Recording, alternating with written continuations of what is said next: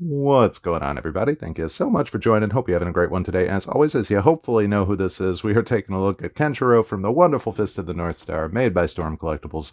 I did already unbox this. It just went a little longer than expected, and I figured rather than packing it back up and pretending to unbox it, we will just take a look at some of it in all of its glory. So you do get a really cool box with the actual figure. Not that that is an amazing highlight, but I do really love the artwork that they did here. Now, if you're not familiar with Fist of the Northstar, you definitely should be. You probably have seen it parodied or homaged at some point throughout history of anime. He's the guy that pokes people a whole bunch and then says you're already dead and walks away as they explode in a pile of red goo. It is an amazing series. It's really kind of a very important one in the world of anime. It sort of set the blueprint for shows like Dragon Ball, One Piece, Naruto. A lot of those you can kind of clearly see some inspiration just from the stories and kind of design of the characters and how they progress, getting power-ups, fighting tougher and tougher enemies, all that good stuff. The sculpt on this guy is absolutely amazing. There you go. And there are a lot of really cool things about it. Storm Collectibles did a really good job just kind of capturing the actual likeness of him. He is a bit larger than he should be for 1/6 scale, if I am not mistaken, which we'll size up in just a moment to be on the safe side. But they really did do a pretty phenomenal job, all things considered. They've made a bunch of other fighting game characters, a lot of stuff from like Mortal Kombat, which look really good. They've done some Street Fighter and Soul Calibur stuff in a smaller scale.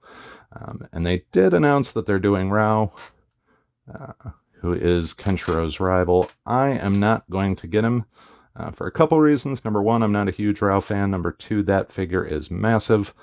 Even more so than Kenshiro. If they ever make Shin, which is one of Kenshiro's other... he's kind of the main villain from the first story arc. That I would buy right away. He was my favorite character from the show. But other than that, I think I'm just going to stick with this fella here. Now, as for my actual issues with him, I find it very strange that they... so they went with seamless elbows, but then you've got these very clear joints here. Now you do, from my understanding, need to pop the arms off to get his jacket on, which can be a little bit annoying. But it's just strange that they kind of went with the very visible articulation in the shoulders, and then at the same time did such a good job covering it up with the actual elbow joints. Now these do bend and hold their position pretty well. They don't look as bad as a lot of the other seamless arms, but they also don't seem to have as much flexibility to them as compared to like the Ash from Asmus Toys is a good example where you can really bend it a lot, but it is also a very weird looking bend when it happens. I also am not a fan of how they did the body because there is a huge separation at the waist right at the belt line. Not that you're going to be seeing it much, but if you do any sort of ab crunch, you can see that separation a ton. And it really just kind of sticks out, at least to me, especially once I noticed it. Not the end of the world, all things considered, because I'm going to eventually get the jacket on him. But just kind of a bummer that it is, you know, so clearly noticeable. The pants and the jacket are genuine leather. I assume the boots probably are as well, but I am not positive on that. They are fabric. You can kind of move his feet a little bit, but not too much. So decent, you know, as far as the actual quality of the material, you don't really have to worry too much there. You might get some bunch-ups like this over the years. Might sort of need to kind of stretch out here and there just so it doesn't get any weird wrinkles. But should hold up pretty well, a lot better than the fake leather stuff. Now, as for his actual size, this is one thing that I was concerned with, because when I first saw him, I immediately thought he was too big. And maybe I'm wrong. Kind of hoping I am. So, it's almost at the 13-inch mark. Right there's 13. So yeah, he's definitely a bit too big. It's really not the end of the world. He's like, the character is 6'1", so this should just barely be, you know, past the foot mark. And we got a little ways past that. So they did make him a bit too big, in my opinion. which is kind of a bummer because I want to scale him and pose him up with a lot of anime characters. My plan was to kind of get him possibly fighting Itachi. I thought that would be a cool little display. Maybe have him battle a Goku sooner or later. But really just size-wise, I don't think it's going to work. Just for a quick comparison, I pretty much always have Sakura standing by. Mainly because I haven't figured out what the heck I'm going to do with her yet.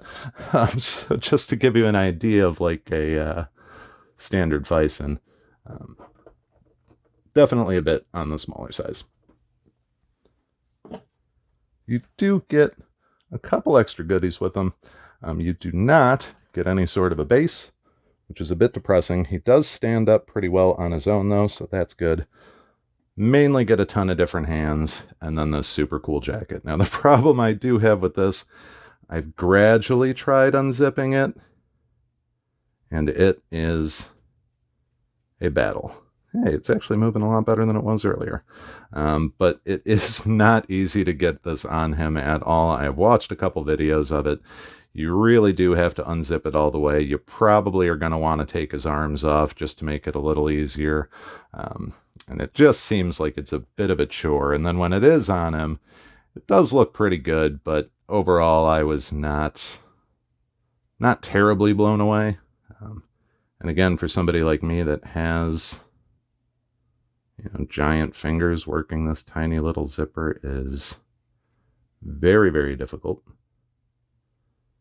And it's kind of gotten stuck at that point. So I'm up, maybe.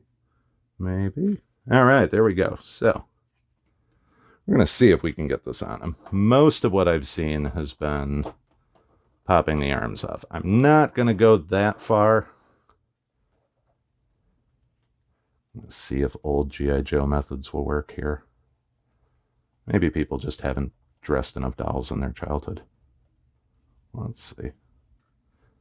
Yeah, I don't mind calling G.I. Joe's dolls if you're wondering about that. I have no problem with that. That's really what it seems like. I'm pretty confident we can make this work. Yeah, people just don't know what they're doing. There you go. Give that a little bit of an adjustment. Wiggle these around there.